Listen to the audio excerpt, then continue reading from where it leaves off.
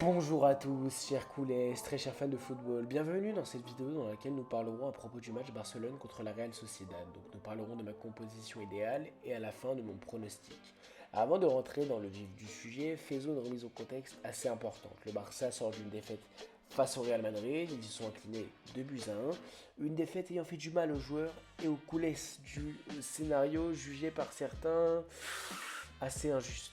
Le Barça est donc quatrième derrière l'Atlético, le Real et Gérone. Le Barça doit alors absolument gagner ce match s'ils veulent rester en lice pour la première place.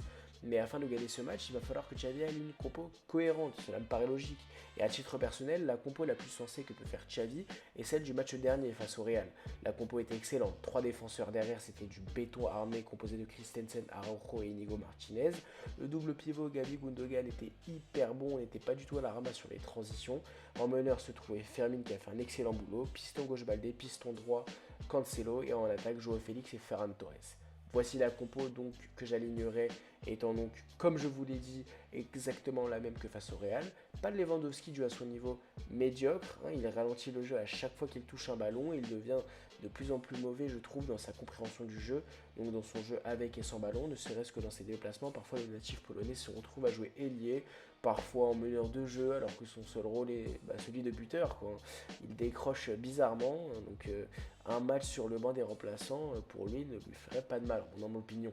N'oublions pas qu'en plus qu'il revient de blessure, donc le temps qu'il reprenne du rythme. Donc c'est à Ferran Torres maintenant de répéter le même match qu'il a produit face au Real Madrid. Pas de Rafinha selon moi car il n'est pas nécessaire de le mettre dans cette compo, un joueur de Cancelo fera très bien l'affaire.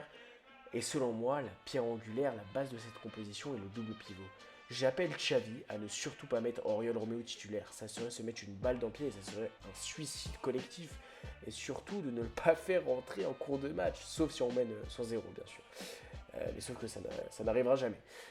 Non, plus sérieusement, Xavi doit apprendre de ses erreurs et la titularisation d'Oriol Romeu peut se faire uniquement face à une D6 espagnole. Oui, je dis bien une D6 espagnole, même en 14e de finale, en tout ce que vous voulez de la Coupe du Roi d'Espagne. Non, Romeu, c'est même sur du synthétique, c'est pas possible. Non, plus sérieusement, Xavi doit apprendre de ses erreurs et voilà, surtout qu'en face ça va très très vite. Donc à ne surtout pas titulariser ce fossile d'Oriol Romeu. À titre personnel, je pense que le match sera très très rude.